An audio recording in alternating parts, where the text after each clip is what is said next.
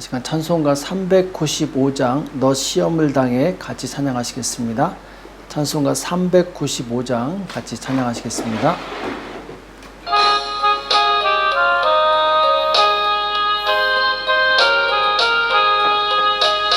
너 시험을 당해 범죄치 말고 너 용기를 다해 곧 물리쳐라. 너 시험을 이겨 새 힘을 얻고 주 예수를 믿어 늘 승리하라. 우리 구주의 힘과 그의 위로를 빌라. 주님 내 편에 서서 항상 도우시리. 내 친구를 삼가 잘 선택하고 너 언행을 삼가 늘 조심하라.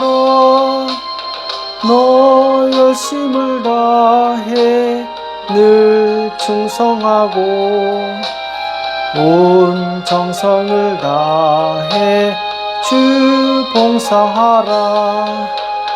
우리 구주의 힘과 그의 위로를 빌라. 주님 내 편에 서서 항상 도우시리.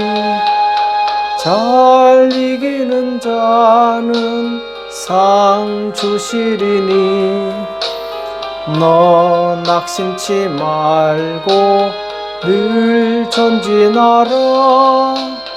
내 구세주 예수 힘 주시리니 주 예수를 믿어 늘 승리하라. 우리 구주의 힘과 그의 위로를 빌라.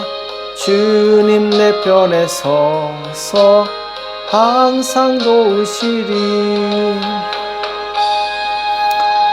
이 시간 다 같이 기도하시겠습니다. 살아계신 하나님 아버지, 이 새벽에 저들을 불러주시고 하나님 앞에 나올 수 있도록 은혜 주심을 감사합니다.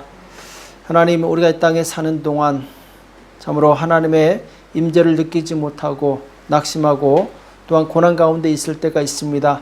그때 주님을 찾게 도와주시옵시고 주님의 음성을 듣게 도와주시옵시고 모든 고난에서 벗어날 수 있도록 우리를 도와주시옵소서. 오늘 우리 주시는 말씀을 듣기 원합니다. 주님 말씀하여 주시옵시고 깨닫는 은혜가 있도록 도와주시옵소서. 이 시간 주께서 함께 해주실 것을 믿고 감사하며 예수님의 이름으로 간절히 기도합나이다. 아멘. 이 시간 하나님의 말씀 욥기서 23장 8절과 9절 말씀 보겠습니다. 욥기 23장 8절과 9절 말씀 같이 한 목소리를 합독하도록 하겠습니다. 욥기 23장 8절 9절 같이 읽겠습니다. 시작. 그런데 내가 앞으로 가도 그가 아니 계시고 뒤로 가도 보이지 아니하며 그가 왼편에서 일하시나 내가 만날 수 없고 그가 오른편으로 돌이키시나 배울 수 없구나. 아멘. 알지 못해도 믿음으로 행하는 성도가 됩시다. 알지 못해도 믿음으로 행하는 성도가 됩시다. 라는 제목으로 같이 말씀을 나누겠습니다. 자, 오늘 욥이 이유를 알지 못하고 당하는 이 고난을 인해서 굉장히 답답한 마음을 토로하는 내용인데요. 그런데 내가 앞으로 가도 그가 아니 계시고 뒤로 가도 보이지 아니하며 왼편에서 일하시나 내가 만날 수 없고 오른편으로 돌이키시나 배울 수 없구나. 그러니까 하나님이 계신 것 같은데 하나님을 만날 수 없는 이 자신의 답답함을 이렇게 표현하고 있는 것이죠. 자, 욥이 얼마나 힘들겠습니까? 내가 아무것도 잘못한 것이 없는데, 아무리 생각해도 잘못한 것이 없는데 하나님께서 나를 이렇게 힘들게 하신 이유가 무엇인가? 욥은 지금 굉장히 답답해하고 있죠. 그래서 3절, 4절, 5절에 보면은 욥이 정말 내가 하나님을 만날 수만 있다면은 내 억울함을 호소할 것이다. 그래서 3절에 보면 내가 어찌하면 하나님 발견할 것을 알고 그리하면 그 보좌 앞에 나아가서 그 앞에서 호소하며 변백할 말을 입에 채우고 변명하겠다라는 거죠. 내게 대답하시는 말씀을 내가 알고 내게 이르시는 것을 내가 깨달으리라. 내가 정말 뭘 잘못했는지 하나님께 여쭤봐서 하나님께서 말씀하시면은 그때 깨닫고 그때 수긍하겠다라는 것이죠. 근데 아직 그러지 못하기 때문에 욥은 정말 답답한 것이죠. 욥의 이런 답답한 마음처럼 우리도 마찬가지입니다. 우리가 하나님께서 행하신 일을 알 수만 있다면은 최소한 답답하진 않겠죠. 오늘 욥처럼 정말 우리가 하나님의 뜻을 모르기 때문에 하나님이 계신 것 같지만 내가 이렇게 당하는 고난의 이유가 무엇인지 알지 못해서 정말 답답할 때가 있습니다. 자, 이럴 때 우리는 어떻게 해야 되는가? 자, 기본적으로 우리는 먼저 하나님의 뜻을 알지 못할지라도 믿음으로 행해야 될 줄로 믿습니다. 자, 우리의 믿음은 어디에 근거하고 있느냐? 하나님은 선하시며 가장 좋은 것을 주시는 분이시다. 이 말씀을 믿고 그리고 끝까지 신뢰하면서 견디는 것이죠. 포기하지 말고 그리고 하나님만 바라보는 것이죠. 예레미야 29장 11절 우리가 잘 아는 말씀이죠. 나 여호와가 말하노라. 너희를 향한 나의 생각은 내가 아나니 재앙이 아니요 곧 평안이요 너희 장래에 소망을 주려 하는 생각이라. 너희 장래에 소망을 주려 하는 생각이라. 자, 하나님께서 우리에게 가지신 기본적인 생각은 무엇이냐? 평안이고 소망을 주는 생각이다. 이렇게 말씀하고 있어요.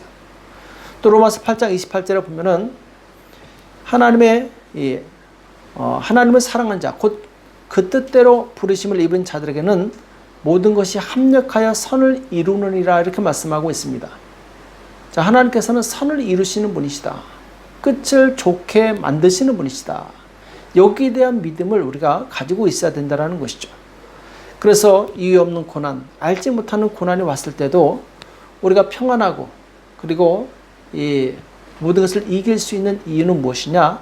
하나님은 선하신 분이시다. 하나님께서 나를 향하신 계획은 가장 평안이고 그리고 소망을 주는 생각이다. 자, 이것을 알고 있기 때문에 우리가 견딜 수 있는 것이죠. 그래서 욥은 여기에 대한 믿음이 있었기 때문에 비록 정말 답답한 마음이 있을지라도 10절처럼 고백을 합니다.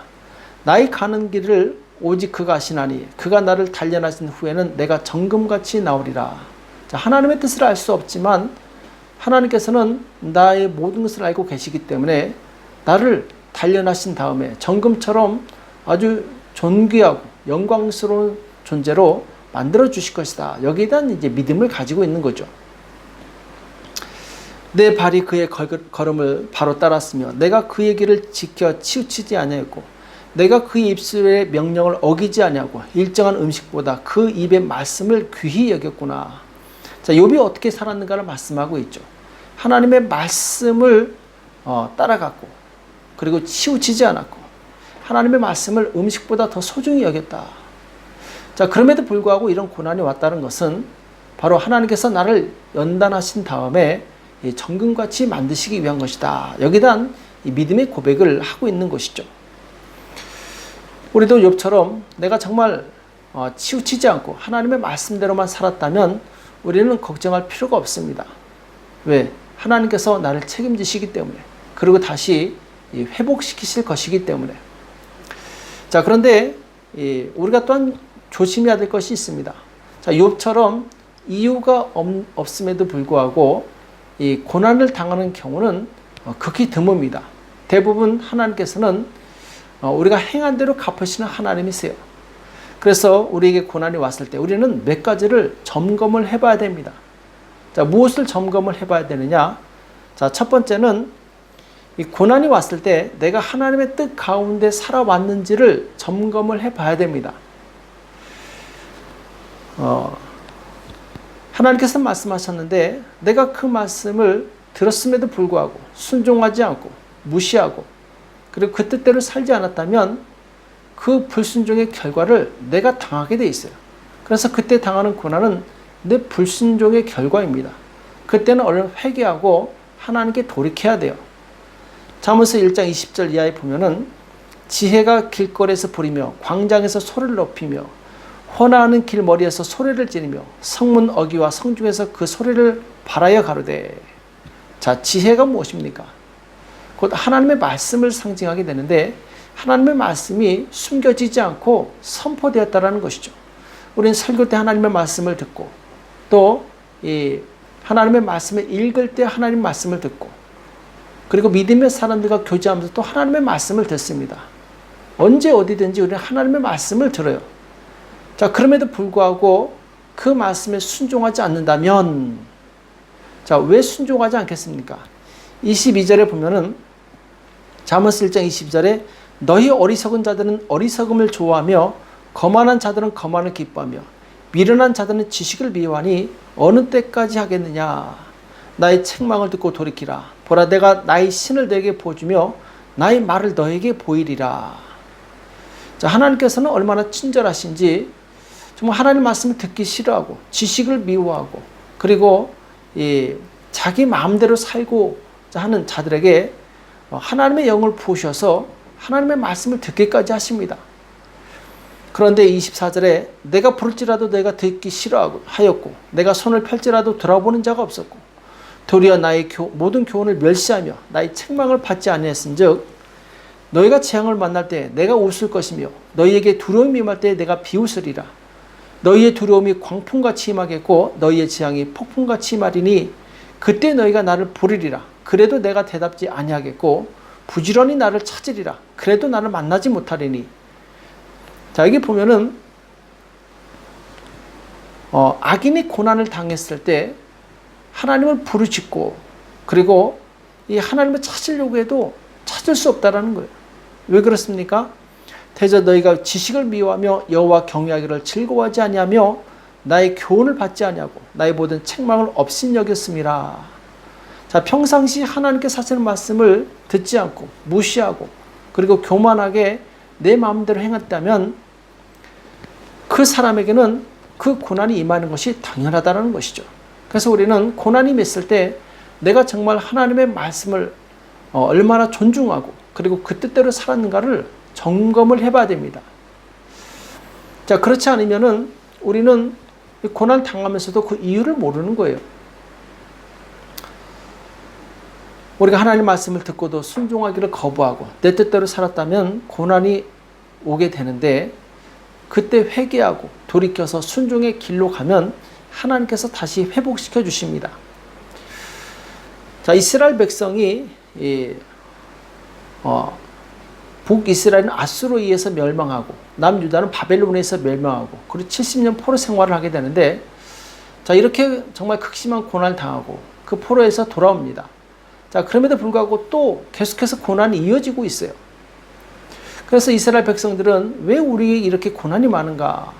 이것 때문에 마음이 많이 상해 있었습니다. 이때 말라기 선지자가 이렇게 얘기합니다. 말라기 3장 우리가 잘 아는 말씀처럼 이 하나님의 말씀을 대변하는데 너희는 내게 돌아오라. 그리하면 나도 너희에게 돌아가리라. 하나님께서 이스라엘 백성들에게 말씀하시는 거죠. 자, 그런데 이스라엘 백성들은 어떻게 해야지 하나님께 돌아가는지 모르고 있었어요. 그때 하나님께서 이렇게 말씀하십니다. 사람이 어찌 하나님의 것을 도적질하겠느냐. 그러나 너희는 나의 것을 도적질하고도 말하기를 우리가 어떻게 주의 것을 도적질하였나이까 하도다. 이는 곧 11조와 헌물이라. 너희 곧 온 나라가 나의 것을 도적질하였으므로 너희가 저주를 받았느니라. 자, 여기 보면은 온 나라가 저주를 받은 이유가 무엇이냐? 하나님의 것을 도적질했기 때문에 그렇다. 이렇게 하나님께서 분명히 말씀하고 계세요. 그러면서 만군의 여호와가 이르노라. 너희 온전한 11조를 창고에 들여 나의 집에 양식이 있게 하고 그것으로 나를 시험하여 내가 하늘문을 열고 너희에게 복을 쌓을 것이 없도록 붙지 아니하나 보라. 만군의 여호와가 이르노라. 내가 너희를 위하여 황충을 금하며 너희 토지 수산을 멸하지 않게 하며 너희 밭에 포도나무의 과실로 기한 전에 떨어지지 않게 하리니. 이렇게 말씀하고 있어요. 자, 이들에게 저주가 임하고 고난이 임한 이유는 바로 하나님을 존중하지 않고 하나님의 말씀에 불순종하고 11조를 드리지 않았기 때문이라고 말씀하고 있어요. 자, 문제가 있으면 원인이 있기 마련입니다. 그 원인을 해결하면 문제는 자동적으로 해결되게 돼 있죠. 이스라엘 백성이 당한 이 고난과 저주는 바로 순종함으로 다시 회복될 수 있는 것입니다. 그래서 고난이 왔을 때 내가 정말 하나님의 뜻 가운데 말씀에 순종하며 살았는지를 스스로 점검해 볼 수 있어야 됩니다. 자, 두 번째로 이 고난은 하나님을 찾지 않을 때 찾아오게 됩니다. 하나님을 내가 정말 찾았는지 이것을 잘 기억을 해야 됩니다. 예레미야 29장 12절 이하에 보면은 너희는 내게 부르짖으며 와서 내게 기도하면 내가 너희를 들을 것이요 너희가 전심으로 나를 찾고 찾으면 나를 만나리라. 나 여호와가 말하노라. 내가 너에게 만나지겠고 너희를 포로된 중에서 다시 돌아오게 하되 내가 쫓아보내었던 열방과 모든 곳에서 모아 사로잡혀 떠나게 하던 본 곳으로 돌아오게 하리라. 여호와의 말이니라 하셨느니라. 자, 하나님께서 뭐라고 말씀하셨느냐? 자, 이스라엘 백성이 흩어지고 망하고 고난당하는 이유는 하나님을 찾지 않았기 때문이라고 말씀하고 있어요. 그리고 다시 회복되기 위해서는 하나님을 찾고 찾으라는 거예요. 그럼 하나님을 만날 수 있다는 것이죠. 하나님은 약속의 하나님이십니다. 그리고 찾는 자의 하나님이세요. 하나님을 찾는 자에게 하나님께서 역사하시고 그에게 만나주십니다. 이 땅에 많은 사람들이 있지만 누가 하나님을 만나느냐? 하나님을 찾는 자가 만나는 거예요. 베들레헴에 예수님께서 태어나셨을 때 그 마을에 많은 사람들이 있었습니다. 여관에 잠잘 방이 없을 정도로 그 베들레헴은 사람으로 붐볐어요. 자, 그런데 예수님께서 태어나셨을 때 예수님을 만난 사람은 누구냐? 자, 동방 박사들과 그리고 목동들밖에 없었어요. 그들은 별을 보고 예수님을 찾아왔습니다. 목동들도 천사의 말을 듣고 예수님을 찾아왔어요. 그리고 예수님을 만나게 된 것이죠. 예수님 당시에도 예수님께서 치료하신 그 놀라운 능력, 예수님의 말씀, 자, 이 말씀을 들었음에도 불구하고 예수님을 정말 인격적으로 만난 사람들은 소수에 불과했습니다. 자, 그 이유는 무엇입니까? 예수님을 찾은 사람만이 예수님을 만났던 것이죠. 예수님을 무시하고 그 말씀에 귀를 기울이지 않았던 사람들은 예수님을 만나지 못했습니다. 자, 예수님 당시에도 그런데 지금이야 더 그렇습니다. 우리는 예수님을 찾아야 됩니다. 기도해야 됩니다. 우리가 예수님을 찾지 않고 기도하지 않으면 영적인 잠이 들게 있어요. 영적으로 무뎌지게 되어 있습니다. 세상에 동화되게 되어 있어요. 그래서 누가복음 21장 34절에 보면은 너희는 스스로 조심하라. 그렇지 않으면 방탕함과 술 취함과 생활의 염려로 마음이 둔하여지고 뜻밖의 그날이 덕과 같이 너에게 임하리라. 이렇게 말씀하고 있어요. 하나님께서 때때로 우리에게 고난을 허락하신 이유는 우리가 영적인 잠이 들지 못하도록 우리를 깨우시는 것입니다. 그래서 고난이 왔을 때 우리는 하나님을 찾고 기도하고 그래서 하나님을 만나고 또 경험하는 것이죠. 예수님께서 오셨을 때 어리석은 5 처녀처럼 등불을 준비하지 못하고 기름을 준비하지 못하면 우리는 예수님의 혼인잔치에 들어갈 수 없습니다. 예수님께서는 바로 우리가 그런 어리석은 자들이 되지 않도록 슬기로운 자들이 되도록 계속해서 우리 영혼을 깨우고 계세요.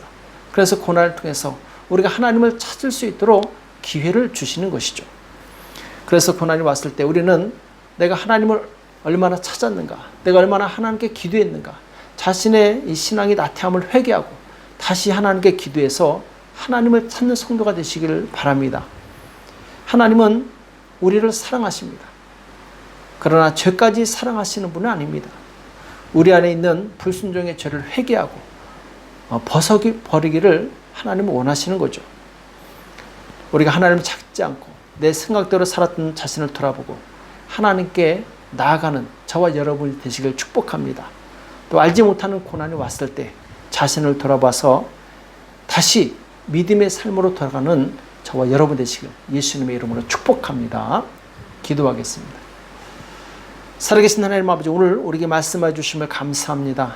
하나님, 고난이 왔을 때 욥이 정말 답답했지만 믿음으로 정금같이 나올 그 하나님의 계획을 바라보고 승리했던 것을 우리가 기억하게 도와주시옵시고, 또 우리가 정말 고난이 왔을 때 믿음으로 승리하게 도와주시옵시고, 또한 자기 자신을 돌아보아서 혹 죄가 있거나 하나님 앞에 잘못된 것이 있으면 바로잡아 하나님께서 기뻐하신 그 사람이 될 수 있도록 역사하여 주시옵소서. 그래서 우리 가운데 함께해 주실 것을 믿고 감사하며 예수님의 이름으로 간절히 기도합나이다.